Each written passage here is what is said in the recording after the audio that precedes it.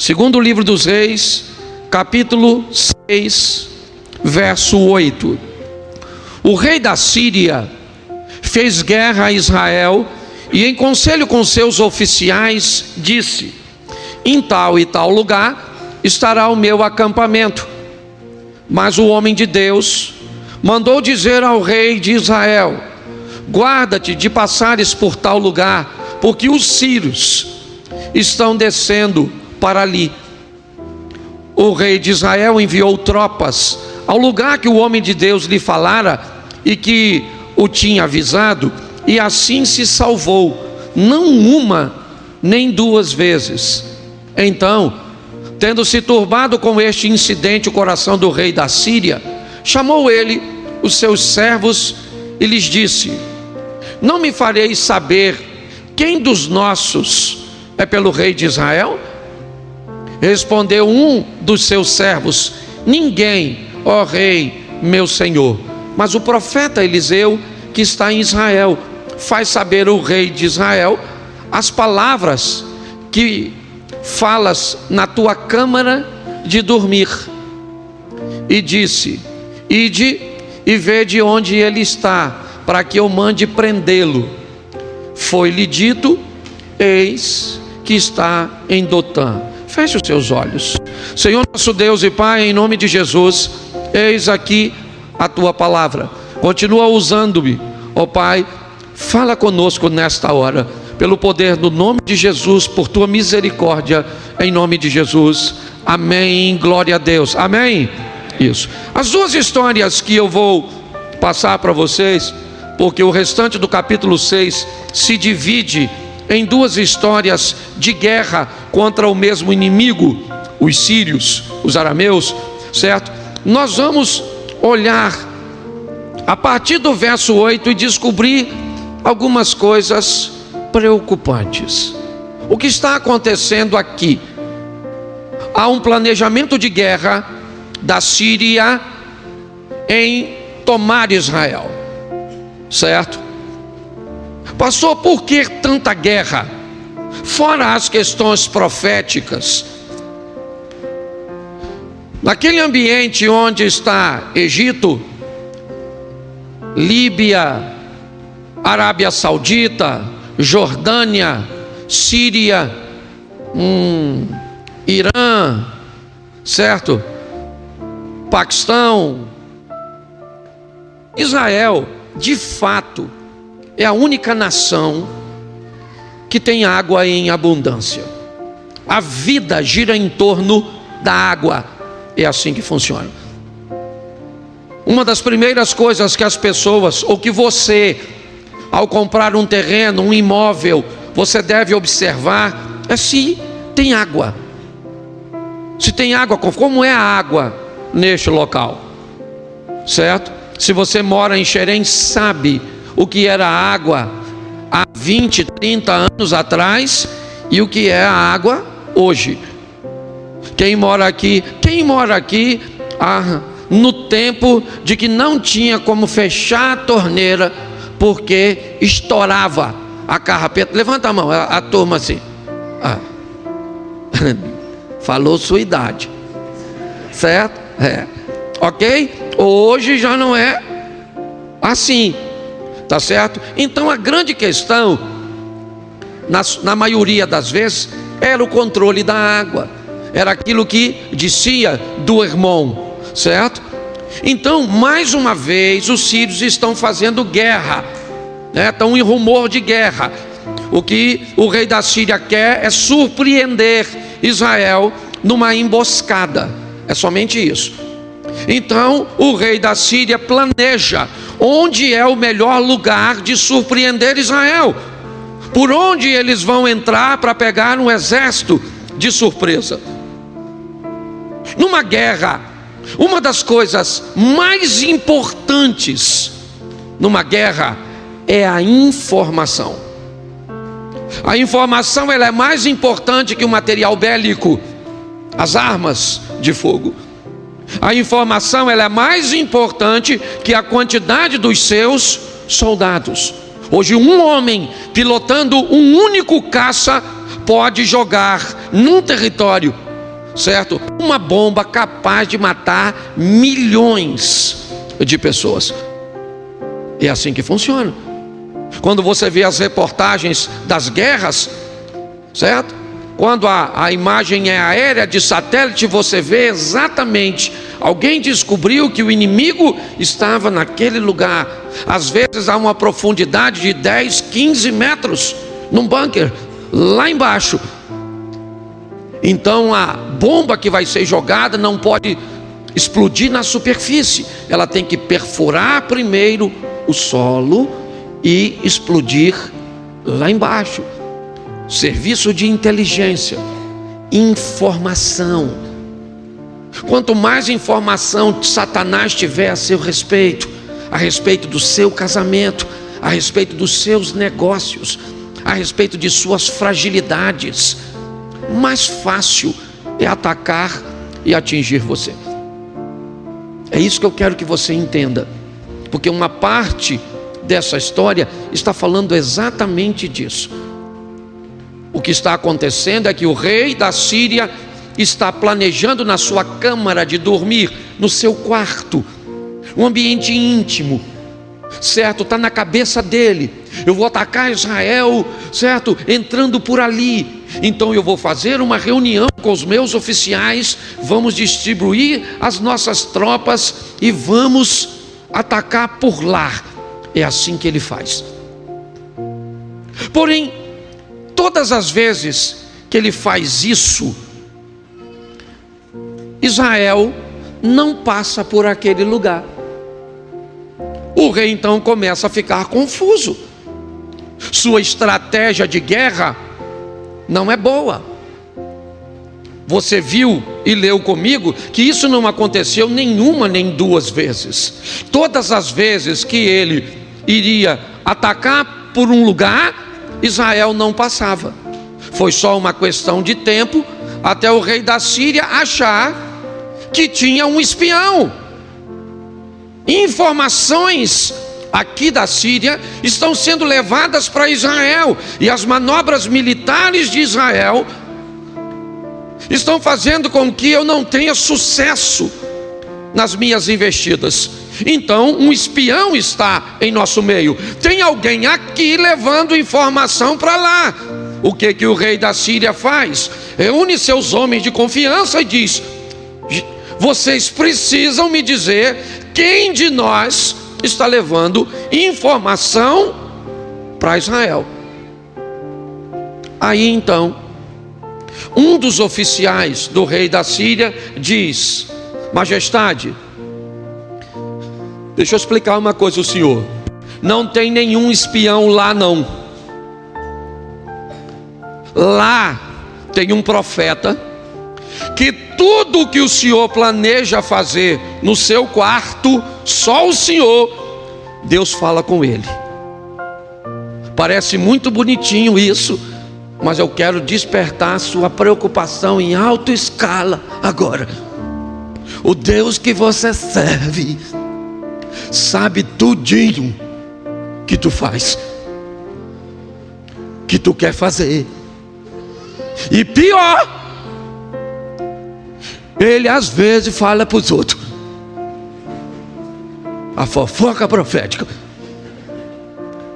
Deixa eu falar uma coisa para você. Cuidado, porque esse texto diz: o que o cara planeja fazer, Deus fala com o profeta. O que indica que Deus sabe de tudinho, tudinho, tudinho. Conhece nossas mentiras, nossas sem vergonhice. Sabe se nós estamos com o nome sujo. Sabe se você trata mal sua mulher e vem para a igreja. Sabe se a senhora vem para a igreja, mas não atende às demandas do marido. Sabe se você obedece, se você não obedece, se você paga imposto, se você não paga imposto. Se você vê mulher pelada, se você...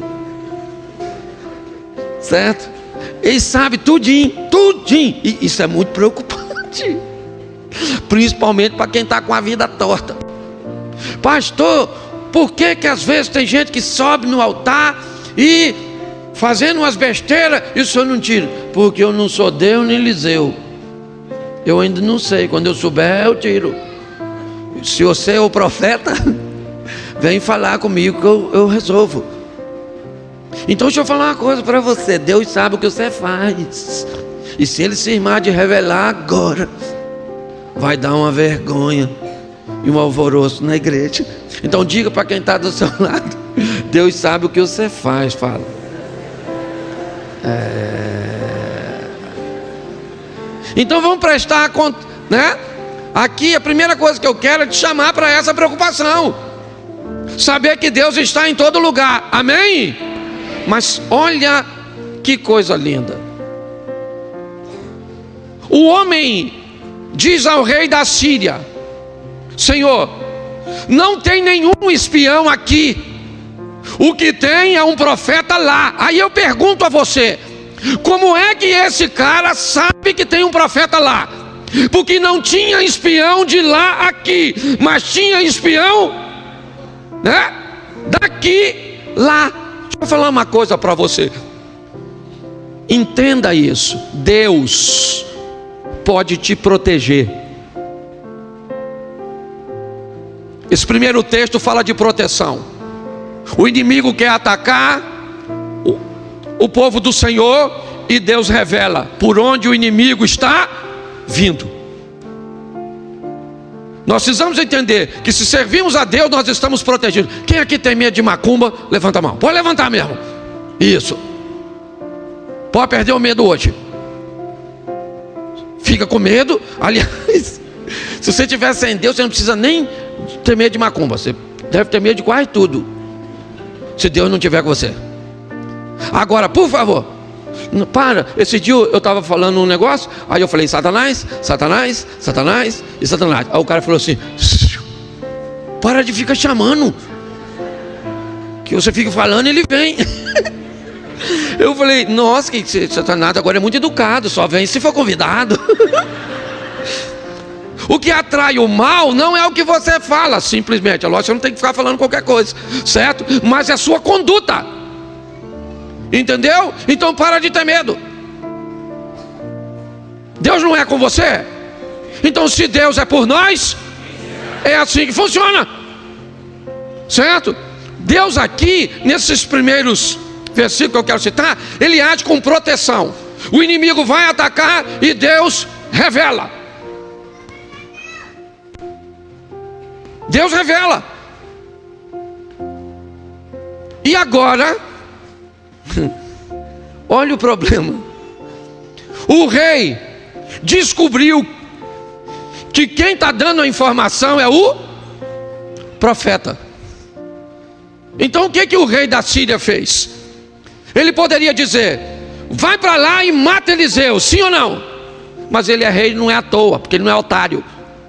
Se tem um cara que está recebendo informação vinda do céu, que trabalha em favor de Israel, eu não quero que esse cara morra, eu quero que ele trabalhe para mim.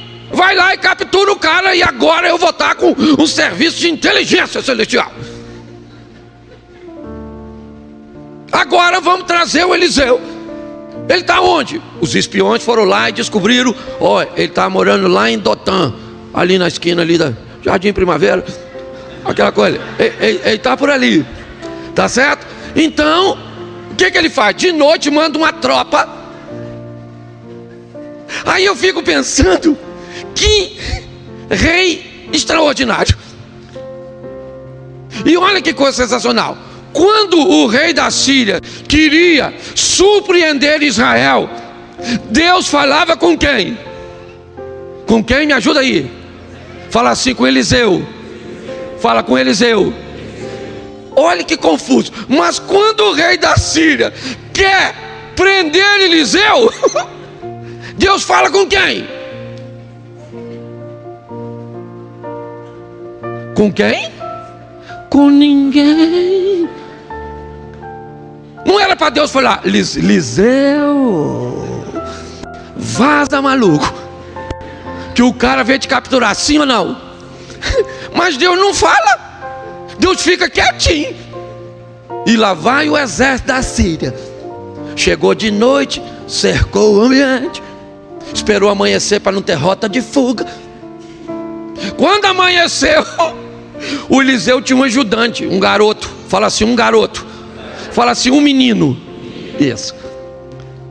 Quando amanheceu, o menino que trabalhava com o Eliseu abriu a porta. Quando ele abriu a porta, o que ele viu? O exército. O menino falou: sangue do cordeiro tem poder. Agora nós estamos lascados, Eliseu. Não tem roca de fogo, está dominado. A casa caiu, maluco. Mas Eliseu é carioca. Se cair, vai cair atirando, ave, não é verdade? Eliseu, o garoto olha, quando ele vê o exército, o garoto fica doido e começa a tremer e fala: o que faremos? Aquela agonia toda, certo? E Deus não falou nada. Aí quem é que vem saindo? Eliseu, o garoto está tremendo na porta. Eliseu sai assim, mais ou menos, ó.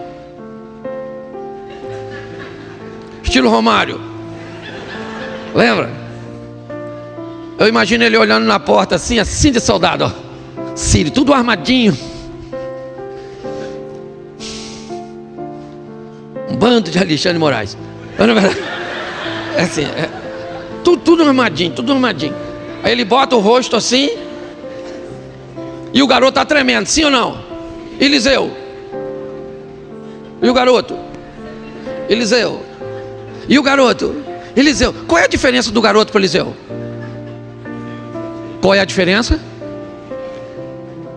Repita assim: um é um menino, o outro é um homem. Na hora da guerra, o que difere não é o inimigo, é a sua postura. Na hora da guerra, ou você se comporta como um menino, ou como um homem, ou como uma menina, ou como uma mulher de Deus. Não interessa. Vão se levantar contra o seu casamento, contra os seus filhos, contra o seu negócio, contra a sua fé, contra a sua saúde. Não interessa. O inimigo se levantou, não haja como um menino.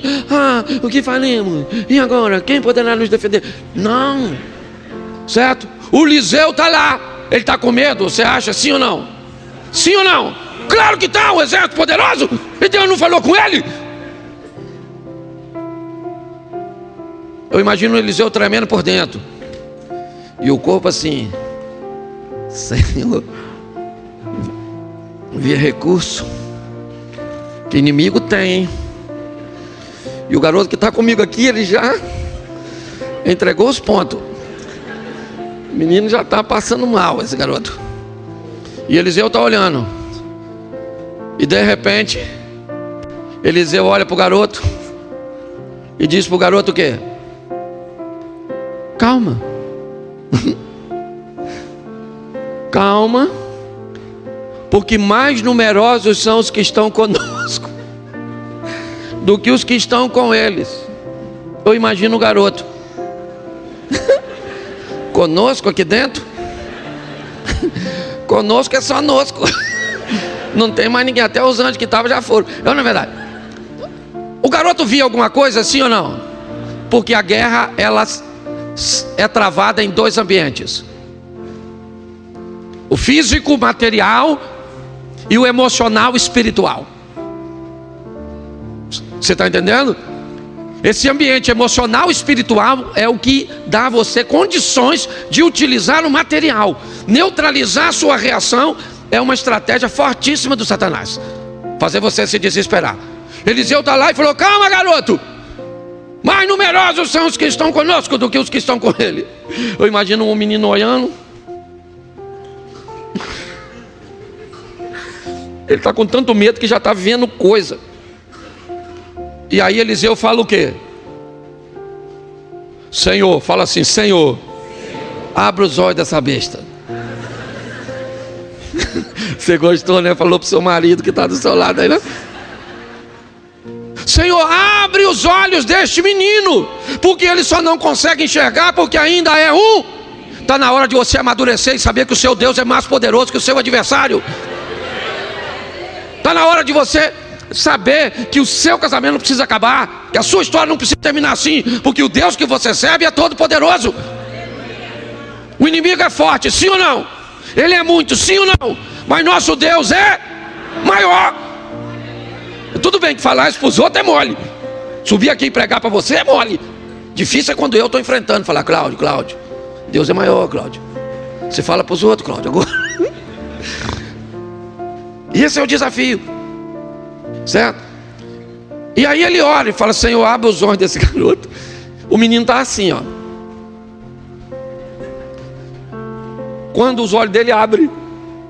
Quando os olhos dele abrem, ele estava cego, sim ou não? Mas os olhos dele abriu. Mas ele era cego? Não, mas os olhos abriu. Entende? Ele só não conseguia ver a outra esfera daquela batalha. Quando ele olhou para trás, o que tem lá atrás? Um exército de carro e cavaleiro de fogo. Eu imagine ele.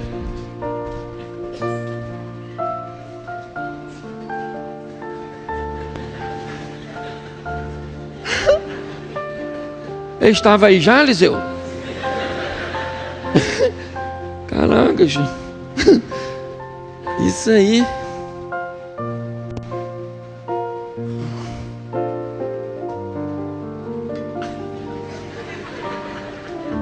Aí, maluco. Vem. Não vinha me pegar? Eu, Eliseu? Ah, que medo. Medo aqui não, rapaz. Aqui o negócio é doido. Pode chegar aí, cavaleiro de fogo, fica pra cá, porque senão não dá tempo de você chegar. Você está conseguindo entender isso? Eu preciso que você entenda. Agora o garoto está lá, por quê? Porque ele descobriu quem é Deus. Sim ou não? O inimigo continua lá, sim ou não? O inimigo foi embora? Mas quem está lá? E ele consegue ver que Deus está lá. E se Deus está lá, não interessa o tamanho, a quantidade e o poder do inimigo. Ele é maior que tudo. Então você não vê esse culto, eu não sei o que você está enfrentando, quando é mesmo você sai. Aqui você dá umas risadinhas de vez em quando, mas quando você sai daqui, só Deus sabe. Estou numa luta desgraçada. Estou cercado. Entendeu? Não estou vendo é nada. Inimigo tem com força. Luta está pegando senha para a minha vida. Tem gente vivendo isso. Eu não sou doido, eu sei que funciona. Certo? Mas eu acho sensacional. Agora Eliseu ora, Senhor, abra os olhos do menino, sim ou não? Mas ele faz uma segunda oração, Senhor, cega esse exército. E não é cegar para eles perderem a visão, não. É cegar para eles não terem noção de onde estão. Eles continuam enxergando, eles só não conseguem mais discernir que estão, certo, no ambiente de batalha. E aí Eliseu chegou e falou assim, nem aqui não, eu vou levar vocês lá no endereço lá da sua casa, lá, o inimigo. Aí a Bíblia conta essa história muito engraçada. Eu fico imaginando o Eliseu, que ele era baixinho, gordinho e calvo. O Geazi agora tá bonito na fita. Bora, Eliseu. O exército de fogo tá aí ainda, Eliseu, que eu não estou vendo mais não, hein, maluco. Quando chegou no meio, certo? Onde estava o rei de Israel, Eliseu falou com o rei de Israel, prepara uma comida e dá comida para esse exército todo. Bota esses caras. O rei falou, nada rapaz, são nossos inimigos, nós temos que matar ele. Ele disse, vocês não vão matar ninguém, não foi você que venceu essa batalha? Então não vai matar ninguém, não mata ninguém. Deu comida, os caras comeram, certo? Quando terminou de comer, Eliseu disse, Senhor, agora abre os olhos deles. Quando eles veem, estão no meio do exército inimigo, provavelmente desarmados, desprotegidos. E agora o que vai acontecer? Eliseu disse, ninguém mexe com nenhum soldado da Síria, pode ir embora todos vocês. História boa, sim ou não? Um Deus que sabe de tudo e um Deus que pode nos proteger com informações, com anjos, com aquilo que nós não vemos.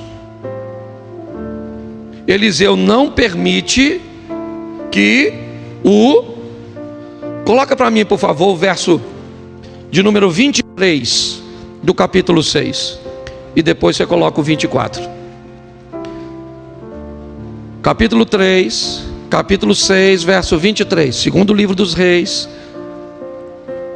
capítulo 6. Eu faço questão de que você veja. Ofereceu-lhes o rei grande banquete, comeram e beberam, despediu-os e foram para o seu senhor, o rei da Síria. E da parte da Síria não houve mais investidas na terra de Israel. Amém? O inimigo foi vencido, sim ou não? Teve guerra? Não. Deus entrou com provisão. Ou melhor, Deus entrou com proteção. Amém? Então está certo. Não houve mais. Verso 23. A história de um crente não para numa batalha, ela prossegue. Ok? Verso 24. Depois disso, ajuntou Ben-Hadad, rei, todo o seu, e sitiou Samaria. Bom, você viu no 23 que não houve guerra, sim ou não? Mas o 24 diz que o rei da Síria, aquela mesma nação, depois de um tempo, ele vai fazer guerra a Israel. Por quê? Uma boa pergunta. Será que Deus mudou? Não. Na época de Eliseu e naquele período, o povo está seguindo um padrão de vida. A conduta do povo fez Deus proteger tanto o rei quanto o povo de Israel e honrar o nome do profeta Eliseu. Mas agora o povo está vivendo uma vida longe de Deus, e longe de Deus o inimigo vai voltar, porque na verdade quer a Síria, o Egito, filisteus, cananeus e todos os inimigos, de uma certa forma ele traz consigo só a representação, viu, os teólogos de plantão, do mover de Satanás, que sempre depois de uma batalha retira-se durante um período, mas que volta de novo para te atacar. O diabo nunca vai nos deixar. Essa é a representação. Agora Ben-Hadad, o rei da Síria, volta com todo o seu exército, sobe e sitia Samaria. Estado de sítio é um sistema de cerco, ok? De uma forma simples. Ele não invade, tá certo? Então o que ele faz? Ele bloqueia a cidade, impedindo seus moradores de saírem, e fica aguardando os recursos de dentro acabarem. É isso que está acontecendo aqui. Ben-Hadad vai sitiar Samaria nesse período. Verso 25. Houve grande fome em Samaria, eis que a sitiaram, a ponto de se vender a cabeça de um jumento por 80 ciclos de prata, e um pouco de esterco de pombas por 5 ciclos de prata. Verso, vamos lá, segue aí por favor. Passando o rei de Israel pelo muro, gritou-lhe uma mulher: acode-me, ó rei, meu senhor. Vamos embora. Ele lhe disse: se o Senhor não te acode, de onde te acudirei eu? Da eira ou do lagar? Preste atenção, ele está dizendo: eu não tenho provisão. Ele sabe que o problema é fome, é isso. Mas ela continua. Perguntou-lhe o rei: o que tens? Respondeu-lhe ela: esta mulher me disse: dá-me teu filho, para que hoje o comamos, e amanhã comeremos o meu. Verso, né? Cozemos, pois, o meu filho e o comemos. Mas dizendo-lhe eu, ao outro dia, dá-me o teu filho para que o comamos, ela o escondeu. Verso 30. Tendo o rei ouvido as palavras da mulher, rasgou as suas vestes. Quando passava pelo muro, o povo olhou e viu que trazia um pano de saco por dentro sobre a pele. Presta atenção agora. E disse o rei: assim me faça Deus o que bem lhe aprouver, se a cabeça de Eliseu, filho de Safate, lhe ficar hoje sobre os seus ombros. A guerra voltou. O inimigo está lá. Ele não invadiu, ele cercou. O sistema está montado. Eliseu está dentro do cerco e não fora. E agora o rei disse, ao ver a história da mulher: eu vou matar Eliseu. Você que está acompanhando essa história desde o começo, você é capaz de entender por que o rei quer matar Eliseu? Alguém? Porque ele poupou o exército inimigo. Na cabeça do rei da Síria, se Israel tivesse matado todos os sírios, eles não estariam agora, preste atenção, na cabeça do rei, o culpado de tudo isso é Eliseu e não o pecado. E não o desvio da conduta, não. Eles não conseguem enxergar, porque se eles observarem que o que estão enfrentando é de se afastar de Deus, e isso o coloca como responsáveis da situação, e eles não querem ser vistos como responsáveis de seu casamento estar acabando, de suas notas não estarem legais, de seu sistema econômico, financeiro não estar bem. O problema de eu não ir bem na igreja é porque o ensino não é bom, o cuidado não é bom. Eu sempre vou precisar de uma desculpa que transfira para o outro uma responsabilidade que é minha.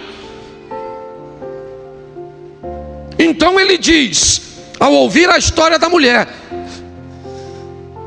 amanhã, ou hoje, eu vou mandar cortar a cabeça de Eliseu. Bom, agora já deu para notar que o negócio está feio.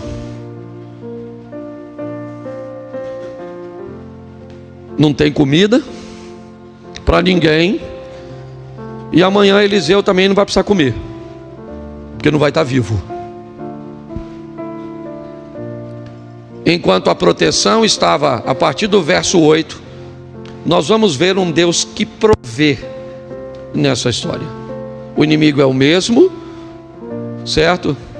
Mas coloca o verso seguinte. Vamos lá. Eu não vou mudar para o 7 não, tá bom? A história continua no 7, mas eu não vou mudar. Estava, porém, Eliseu sentado em sua casa, juntamente com os anciãos.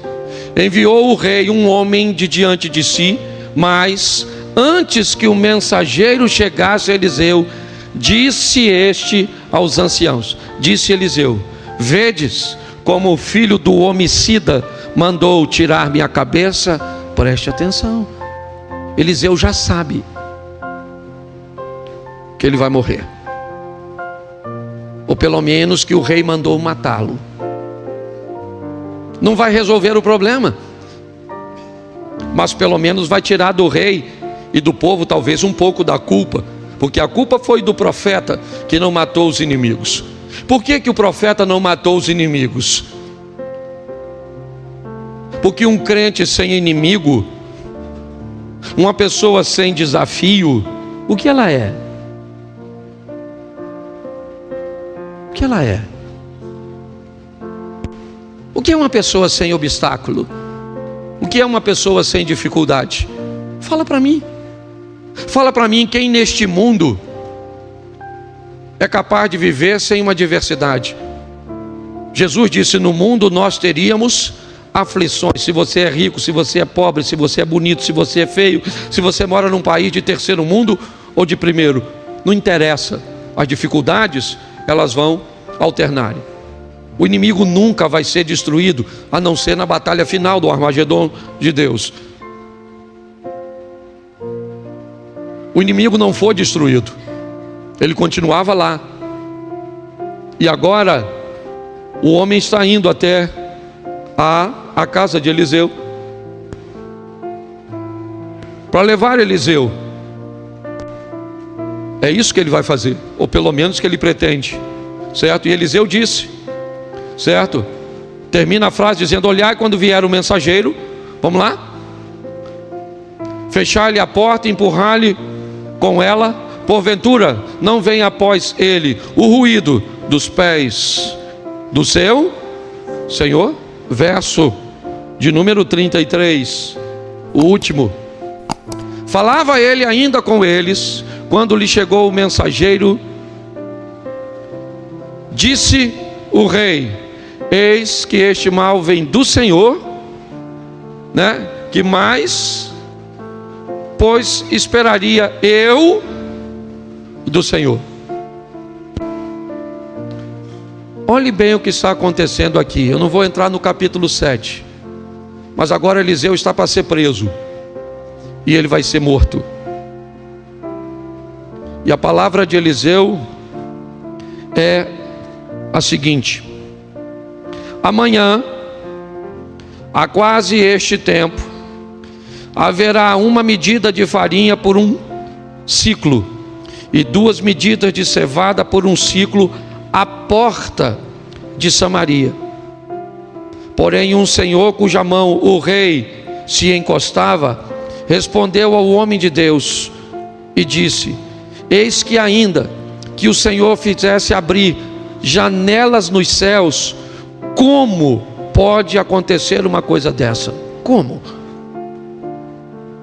O homem está perguntando: Eliseu, não há nenhuma condição de hoje não ter nada e amanhã ter tanta comida assim, a ponto do preço da comida ficar tão barata. Isso é impossível. Não há nenhuma possibilidade. Se Deus fizesse abrir janelas nos céus, isso não seria possível. Ele está certo ou está errado, gente? Ele está certo. Ele está olhando a situação por sua ótica. É isso. Ele não está errado, não. Ele está dizendo para si mesmo como ele enxerga diante de toda a situação. É isso. Nós precisamos aprender uma coisa que eu tenho falado bastante aqui: ninguém enxerga as coisas como elas são. Ninguém. Você enxerga as coisas pela sua ótica. É assim que funciona. A mesma situação, ela pode ser vista como bênção, como neutra, como difícil, como desafiadora, por pessoas diferentes.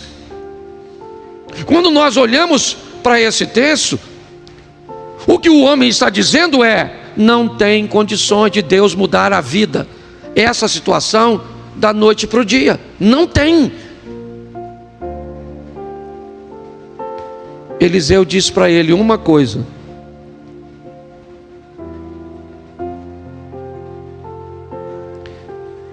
eis que você vai ver isso com os teus olhos, porém da comida que vai estar amanhã você não vai comer.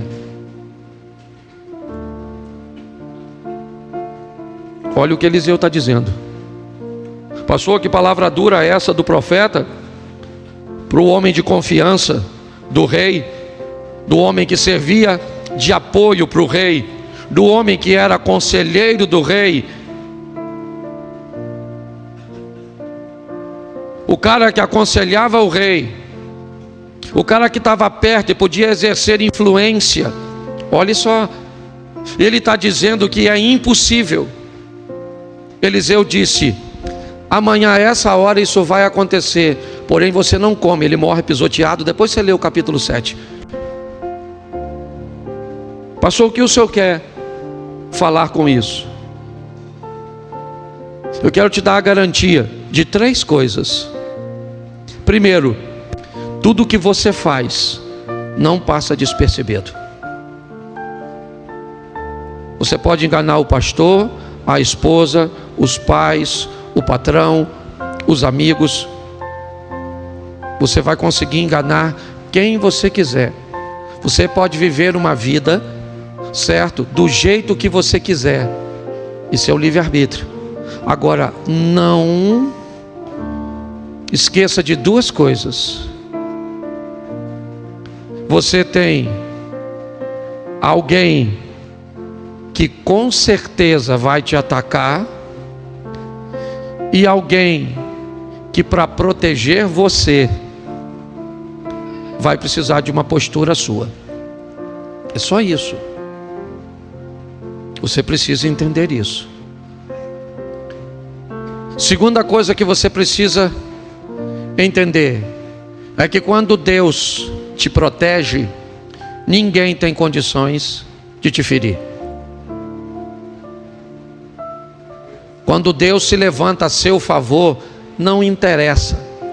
Numa encruzilhada pode oferecer o sangue de uma galinha ou de um elefante, a quantidade que for, nada pode impedir a mão de Deus de te proteger, se você levar a sua vida com Deus a sério. Obrigação de controlar a vida de crente não é de pastor, é do próprio crente. É importante nós entendermos isso.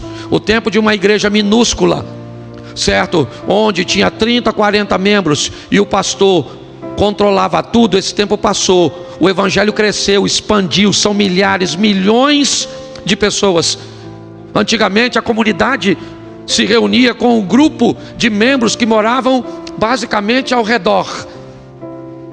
Os membros frequentavam e usavam o banheiro da própria casa pastoral.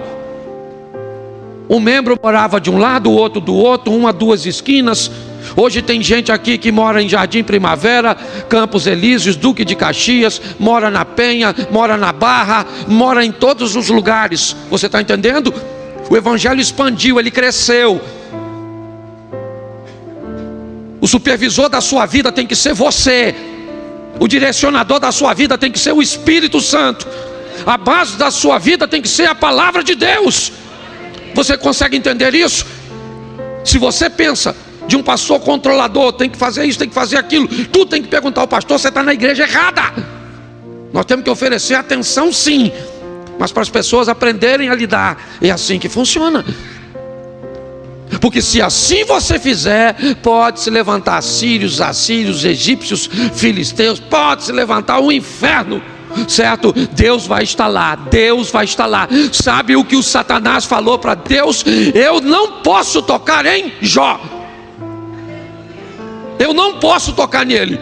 Quando Deus diz, tem visto o meu servo, sabe o que o Satanás diz? Também eu não posso tocar em nada dele. E aí eu pergunto a você, o diabo não tocava em Jó por causa de Deus ou por causa de Jó? Por que Deus protegia Jó? Porque Jó era obediente. E Jó era obediente e Deus o protegia. Lembra do Tostines? Vende mais porque está sempre fresquinho. Está fresquinho porque vende mais. Então é proteção. Eu não sei o que você está enfrentando, pastor, mas eu estou obediente. E o Satanás, ele está entrando, esse miserável, serviço de inteligência dos infernos. Deixa eu te falar uma coisa. Solteiro não case. Já disse o apóstolo Paulo. Por quê? Porque quando você não casa, você fica só com um demônio para tu. E você se defende sozinho. Quando você casa, aí já não é mais só você luta com o seu demônio, a mulher luta com os dois, às vezes os dois atacam um. Você está entendendo? Às vezes junta, aí você tem filho. Aí fora falar os demônios da sogra. Você está entendendo? Aí eu tô falando só dos menos perigosos. Eu não estou nem falando dos mais, assim, dos de alto nível de periculosidade. Você consegue entender? Quanto mais, se nós vamos expandir, é assim que funciona. Você ri, mas é sério, não estou desanimando ninguém para casar, não. Tá certo? Casa, você merece. Você merece receber isso.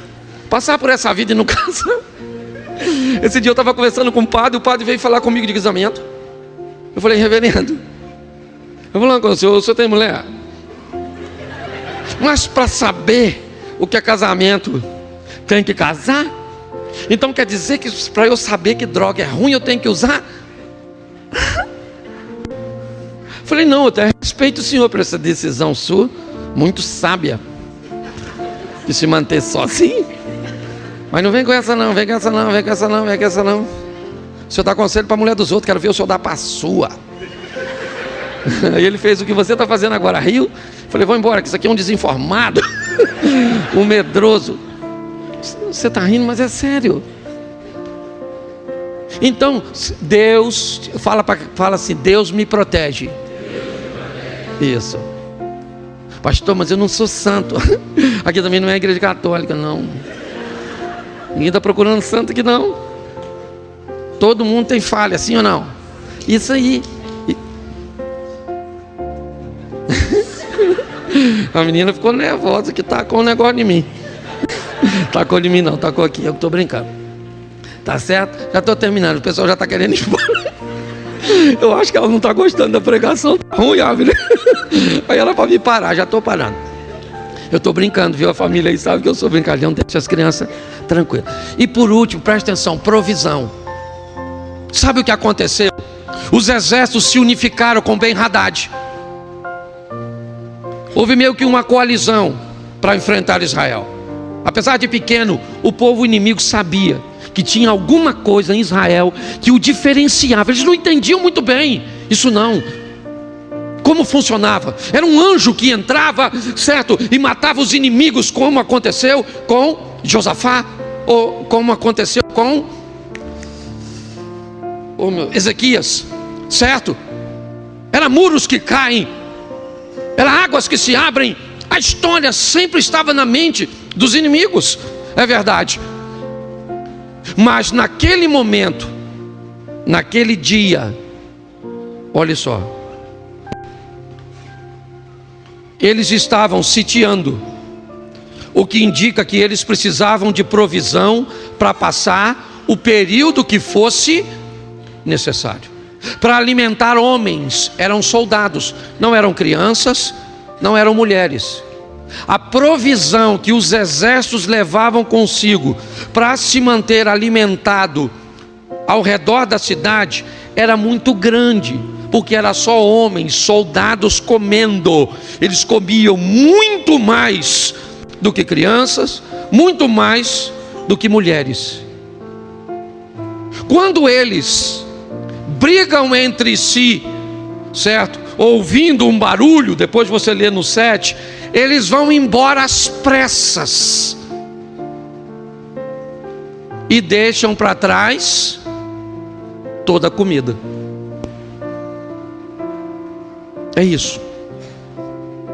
Uma cidade que não tinha nada hoje, amanhã tem tudo.